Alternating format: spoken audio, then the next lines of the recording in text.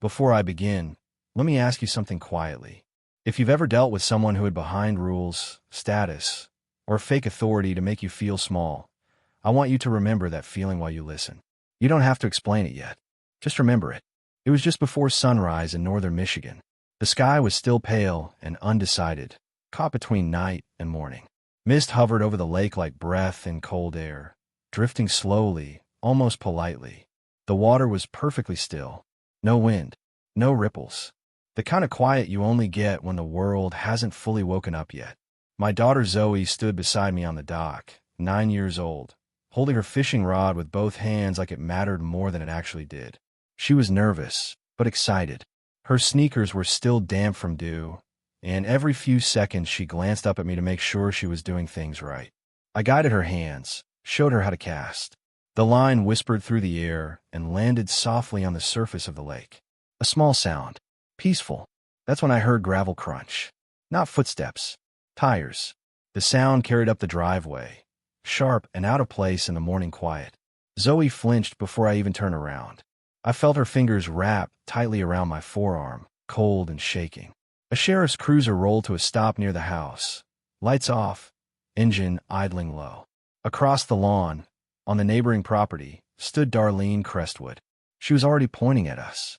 She stood perfectly upright on her manicured grass, one arm folded, the other extended like she was identifying suspects. Even from a distance, I could see the confidence in her posture, the certainty, the expression of someone who had never been told no and fully expected the system to back her up. All of this because my daughter and I were fishing, on our own dock, on our own property. At that moment, Zoe leaned into me and whispered, "Daddy, are we in trouble?" Her voice cracked on the last word. That was when I felt something hard settle in my chest. Not panic, not fear, something colder, something steadier. But none of that would make sense without backing up. 6 months earlier, my name was just Marcus Whitfield, 43, recently divorced, but amicably. No courtroom drama, no bitterness. Zoe and I split time evenly. I'd spent most of my adult life in Detroit working as a commercial real estate analyst. I made my living reading contracts, spotting buried clauses, understanding who actually owned what when everyone else assumed they knew. My father was a union electrician. He taught me early that authority isn't real unless it's documented. He taught me how people use confidence as a substitute for legitimacy. Those lessons paid for my career. After I sold my consulting firm, I wanted quiet. I wanted routine. I wanted a place where Zoe could breathe. That's how we ended up in Lake Harmon, Michigan. Population, just over 3,000. The kind of town where people wave because they recognize your car, not because they know your name. I bought a modest ranch-style house on Lakeshore Drive for $340,000. Built in the 70s. Outdated. Needed work. But it came with 200 feet of waterfront. When I first walked through it, the house smelled like pine cleaner and old carpet. But when I stepped out onto the back deck and saw the lake, the mist, the way the water reflected the light, I knew we could build something here. Zoe loved it immediately.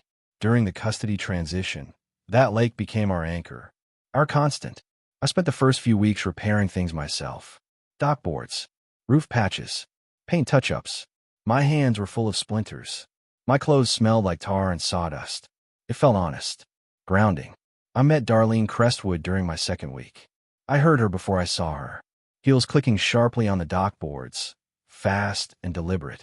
She introduced herself with a wide smile and immediately stepped into my space. She told me she was the president of something called the Lake Harmon Shores Preservation Committee. Her husband, Roland, ran the local insurance agency, Rotary Club, Township Connections. Everyone knew them. She handed me a 3-page document like it was routine. Waterfront usage application, $500 a year. Rules about dock colors, boat size limits, guest restrictions. She said it was about protecting property values. I told her calmly that the lake was public and I owned my shoreline. Her smile didn't disappear. It froze. The air between us filled with her perfume. Heavy, sweet, chemical, gardenia. It lingered too long. She told me that everyone who matters participates. She said it gently, but the emphasis was clear. A warning disguised as advice. That night, I searched county records. There was no HOA. Nothing registered. I called my realtor. He laughed awkwardly. and said most people just paid to avoid trouble. 3 weeks later, Darlene showed up again, this time at 7 in the morning, telling us we were violating quiet hours. She took photos. She waved a laminated covenant that looked official but wasn't. I went to the county recorder's office the following Monday. Pulled everything. There was nothing enforceable, nothing legal. I wrote her a polite letter asking her to stop misrepresenting authority. 2 days later, her husband showed up on my porch at dusk and warned me, smiling, that code enforcement might take interest in my property. The next morning, a township inspector arrived. That was when I realized this wasn't about rules. It was about control. And as I stood on that dock months later, with my daughter shaking beside me and a sheriff's cruiser idling in my driveway, I understood something else too. Darlene thought she was untouchable. She had no idea what she'd actually stepped into. The sheriff stayed in his cruiser while Darlene spoke first. She always spoke first. She had that habit, the kind that comes from years of being indulged. She told him we were trespassing on shared HOA waterfront, that we'd been warned repeatedly, that my daughter was in danger because we were violating community rules. Her voice carried, pitched just high enough for neighbors to hear through open windows. This wasn't about law enforcement. It was about theater. I stayed calm. I always did. I explained that I owned the property, that there was no recorded HOA, that this was a civil dispute at best. The sheriff, Tom Braddock, mid-50s, gray at the temples, looked tired. He knew exactly what was happening. He also knew who the Crestwoods were. He told her, gently, that this wasn't criminal, that if she believed she had a claim, she needed to take it to civil court. Darlene smiled like she'd already won something. After he left, she made sure to say loudly, "Some people just don't respect community standards." Then she turned and walked away. Zoe was crying by then. Not loud sobs. Quiet, confused tears. The kind that make you feel like you've failed as a parent. I took her inside, made her blueberry pancakes, talked about school like everything was normal. But something had shifted. The neighborhood felt different. Hostile in a way that never announces itself directly. That afternoon, I started logging everything. Dates, times, photos, screenshots. I'd done this professionally for decades. I knew patterns when I saw them. Darlene wasn't improvising. She was following a playbook. Over the next few weeks, neighbors stopped waving. Conversations ended abruptly when I approached. One afternoon, I found an unsigned note in my mailbox. Printed, not handwritten. Troublemakers don't last long here. Sell while you can. The paper rattled in my hand. My pulse thudded in my ears. Then Zoe came home upset. She told me a classmate's mother had uninvited her from Halloween party. She said we're problem people, Zoe said, staring at the floor, fighting tears. That was the moment I stopped hoping Darlene would get bored and move on. I started talking to neighbors quietly, carefully, one at a time. The story came together fast. 5 families on the block had been paying Darlene's committee fees for years. 5 to 8 years in most cases. No receipts. No real services. Just pressure. Fear. Social isolation if they didn't comply. One neighbor told me it was easier than fighting. Another said Roland insured their home, and they didn't want problems. Another admitted Darlene controlled holiday parties, book clubs, social events. If you crossed her, you disappeared. This wasn't volunteerism. It was extortion dressed up as civic pride. I contacted the Michigan Attorney General's Consumer Protection Division. They listened carefully, asked for documentation, told me if money was being collected under false pretenses, that could qualify as fraud, but they needed evidence and witnesses. That same week, I decided to attend one of Darlene's monthly committee meetings. Uninvited. Her house was massive inside. Floral wallpaper everywhere. Chandeliers too bright. The smell of scented candles, vanilla bourbon, so strong it made my eyes sting. 7 neighbors sat stiffly in antique chairs. Darlene presided at the head of the table with a printed agenda and spreadsheet like she was running a boardroom. I asked, calmly, to see incorporation papers and financial statements. The room went silent. Darlene told me the meeting was for members only. I reminded her the invitation email said all Lakeshore Drive residents. She called the sheriff. Again. This time, the deputy who arrived was young, early 20s, clearly uncomfortable. He pulled me aside and suggested I leave. Quietly mentioned that the Crestwoods had a lot of pull. I left without arguing, but my hands were shaking by the time I reached my car. Driving home, I understood something clearly for the first time. The system wasn't neutral. It leaned toward people like Darlene. Polite requests and good faith weren't going to fix this. That night, long after Zoe fell asleep, I sat at my kitchen table with my laptop open and a cold cup of coffee beside me. I started pulling property records for the entire block. Deeds, plats, easements, bankruptcy filings. The kind of documents most people never look at. Around 1:30 in the morning, I found it. The original subdivision developer, Harmon Lakeside LLC, had gone bankrupt in 1993. Their remaining assets had been auctioned. Roads, easements, management rights. Someone had bought them all in a single bundled sale. The buyer was a company called MLW Holdings LLC. That name felt strangely familiar. I dug deeper. The company never dissolved. No activity for decades, but still legally alive. I cross-referenced the name against my father's estate documents. And there it was, buried under a generic label, Miscellaneous Michigan Real Estate Asset. MLW Holdings had been transferred to my father in 2008 as part of his union pension settlement. When he died, it passed to me. No one followed up. No appraisal. No questions. I sat back in my chair and stared at the screen. If the records were correct, and I had no reason to believe they weren't, I didn't just own my house. I owned the private roads on Lakeshore Drive. I owned the subdivision's management rights, including the strip of land that connected Darlene's property to the public road. I didn't celebrate. I didn't call anyone. I just closed the laptop and sat there in the quiet, listening to the hum of the refrigerator and the distant sound of the lake. This kind of leverage wasn't something you used impulsively. Used wrong, it could make me look like exactly what Darlene accused me of being. I needed proof. Witnesses. Timing. I needed her to expose herself completely. And based on everything I'd seen so far, I knew she would. I didn't confront Darlene right away. Power like that works best when it stays invisible until the moment it's undeniable. Instead, I started building something more durable than threats or warnings. I built a record. The first thing I did was call Simone again.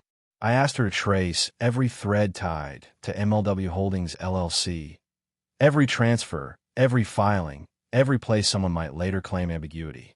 She worked quietly and efficiently, the way people do when they know the stakes are high. When her updated report came back, it confirmed what I already suspected. The ownership was clean, continuous, properly recorded, no gaps, no technical weaknesses. I printed certified copies and locked the originals in a safe deposit box at the bank. The vault smelled like carpet cleaner and metal. Fluorescent lights hummed overhead. I remember thinking how unremarkable the space was for something that could change so many lives. Next, I turned back to the money. I created a simple, anonymous survey and hand-delivered it to every house on Lakeshore Drive except Darlene's. Just a few questions. How they paid fees? How much? For how long? What were they told the money was for? Did they ever receive receipts? 7 responses came back within a week. I sat at my kitchen table late one night and added the numbers twice, then a third time. $34,500 collected over 8 years. No corresponding maintenance. No professional services. No documentation. Just monthly withdrawals labeled administrative expenses. That wasn't mismanagement. That was theft. I hired an attorney named Preston Hall. 60s. Property law specialist. His office smelled like leather, dust, and old books. The kind of place where people spoke slowly and precisely. He reviewed everything in silence, occasionally adjusting his glasses. When he finished, he leaned back in his chair and said, "If she's collecting money without legal authority, this is fraud. But fraud sticks best when the victim speaks." That meant witnesses. I started with Betty Alomar, the retired teacher who'd brought me cookies my first week. We sat at her small kitchen table, afternoon light coming through lace curtains. She told me she'd paid Darlene for 6 years. Promised snow removal. Promised road maintenance. None of it happened. After her husband Larry died, she kept paying because she was afraid. By the time she finished talking, her hands were shaking. But her voice changed near the end. "What do you need from me?" she asked. I asked her to stand up when the time came. Then I spoke to Greg Hawthorne, a plumber 2 houses down. He told me about permit delays after he questioned the fees. Lost business. Lost income. Then Alicia Fernwood, A night shift nurse threatened with noise complaints if she didn't pay. A young couple with a newborn who were told their insurance coverage might be affected. 6 families agreed to testify. That's when Darlene escalated again. First, more township complaints. The dock, the yard, the house. Inspector Darrell returned, visibly annoyed.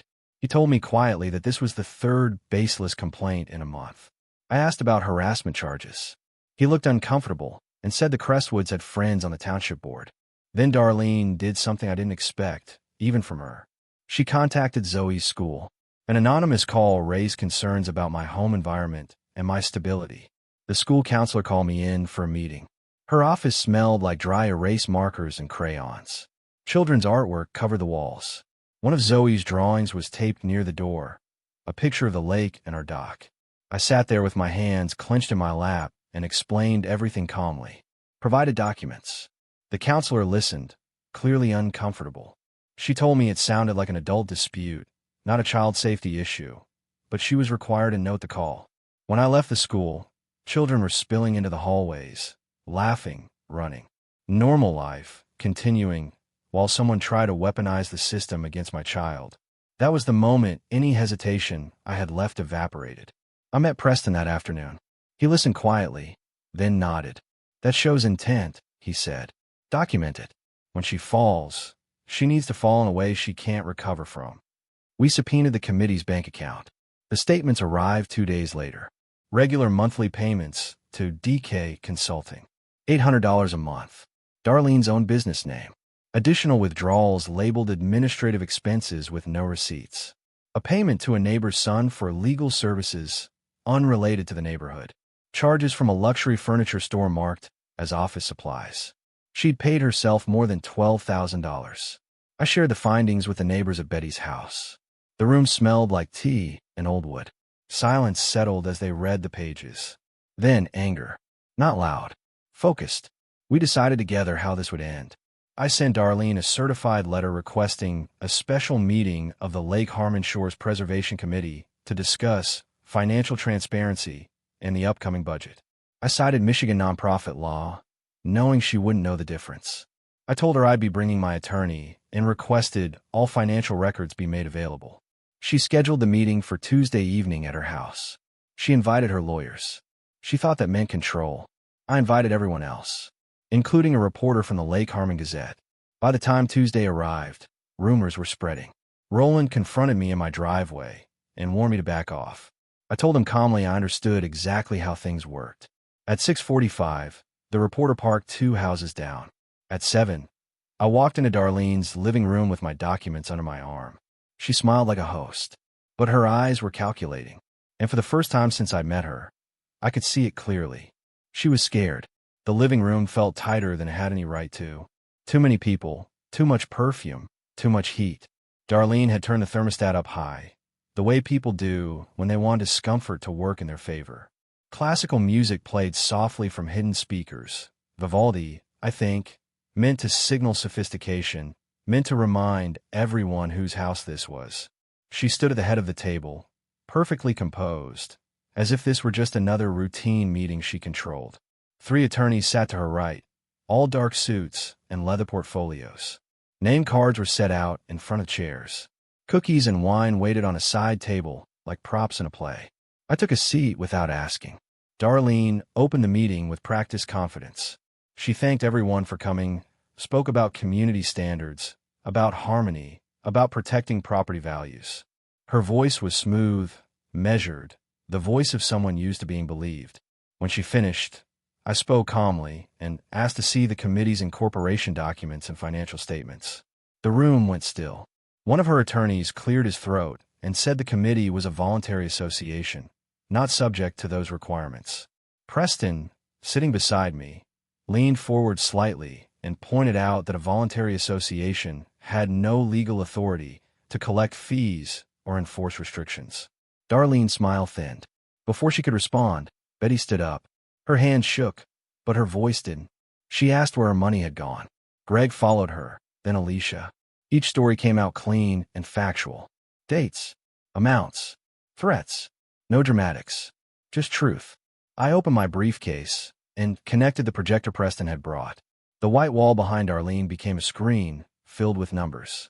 Bank statements, payment histories, withdrawals, $34,500 collected, monthly transfers to DK Consulting. Darlene's name. Someone gasped. Someone else whispered. One of Darlene's attorneys stared at the screen longer than the others, his jaw tightening. Darlene tried to interrupt, raising her voice, accusing me of slander. I reminded her calmly that slander required false statements, and these were her own bank records. I asked her to explain why community funds were being paid to her personally. She couldn't. That's when she snapped. She stood abruptly, chair scraping loudly against the floor, and shouted that I didn't belong here, that I bought a cheap house and thought I could tell long-time residents how to live. Her voice echoed off the high ceiling, sharp and uncontrolled. I waited until she finished. Then I placed the final set of documents on the table. I explained the bankruptcy, the auction, the assets. I explained MLW Holdings LLC, my father's pension fund, the transfer, the inheritance. I explained that the private roads on Lakeshore Drive belonged to me, that the strip of land connecting her property to the public road was part of that ownership, that her access existed by easement. The clock on the mantel ticked loudly. For a moment, no one spoke. One of her attorneys finally asked to see the recording numbers. I slid the certified copies across the table. He checked them. Then he checked them again. His shoulders sagged slightly. Roland appeared from the kitchen, his face flushed. He accused me of bluffing.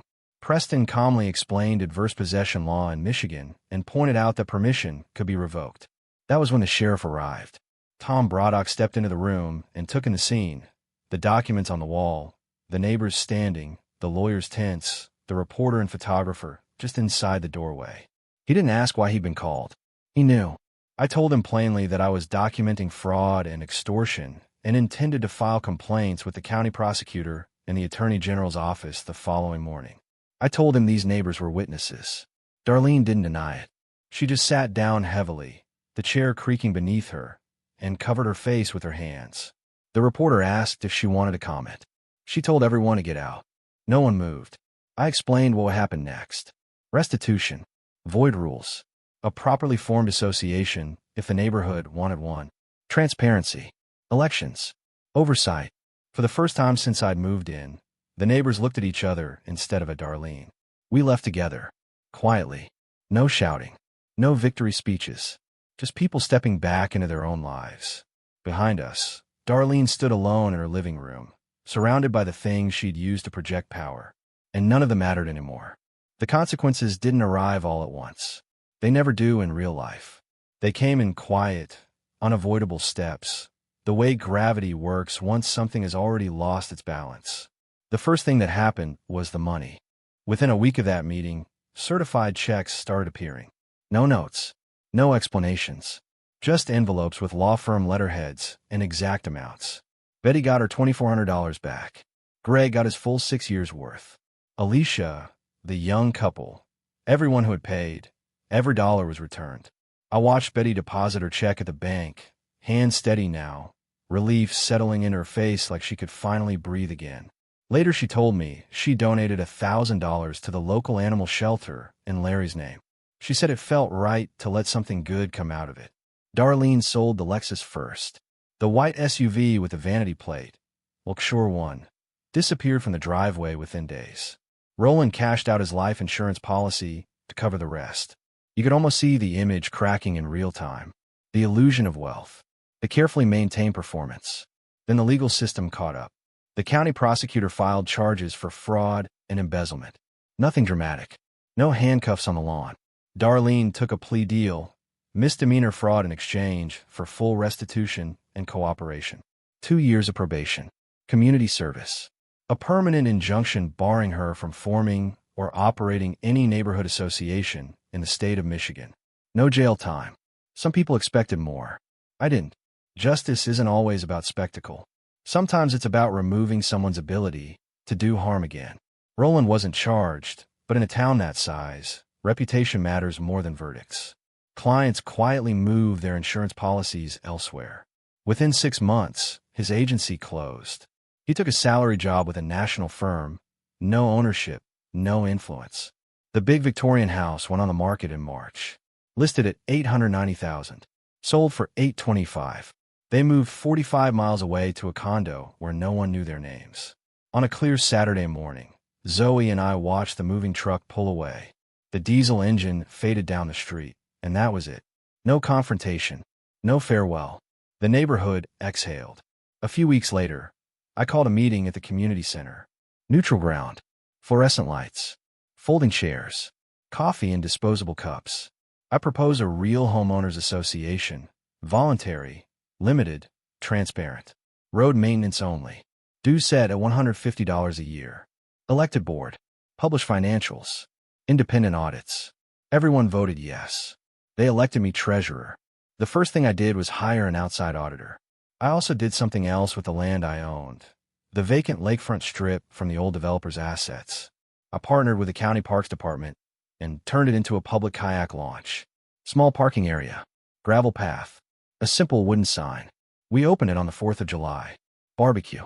Kids running barefoot in the grass. Zoe cut the ribbon. The plaque read, "In memory of Matthew Whitfield, union electrician, teacher, father." It cost me $15,000 out of pocket. Worth every cent. Late that summer, Zoe and I were back on the dock again. Same early light. Same mist curling over the water. The lake smelled like algae and clean air. She cast her line confidently this time. No hesitation. "Daddy," she asked, watching the float bob gently, "why was Mrs. Crestwood so mean?" I thought about it for a moment. About fear. About control. About how some people confuse authority with worth. Some people think being in charge makes them important, I said. They forget being fair matters more. She nodded, satisfied with that answer, and went back to fishing. Betty became part of our lives after that.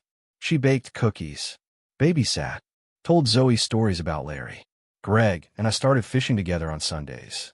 We began an annual block party every September. Nothing fancy, no agendas, just people bringing food and sitting on folding chairs, laughing.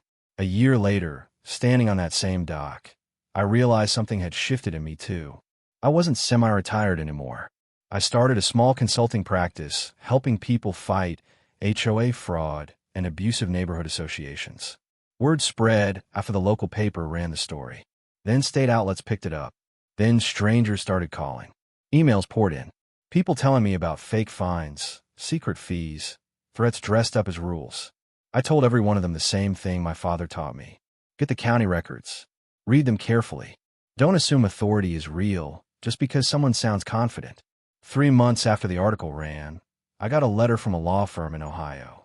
A woman facing foreclosure, over $400 in HOA fees for a pool that didn't exist. I smiled, picked up the phone, and got to work. And if you're still here listening to this, there's probably a reason. If you've ever felt trapped by someone else's rules, if you've ever been told you had no choice, if you've ever suspected something wasn't right, but didn't know where to start, stay with me. Subscribe. Share this with someone who needs it. Because the next story starts with a grandmother's farm, a missing mortgage clause, and a lender who thought no one would ever check the paperwork. They were wrong.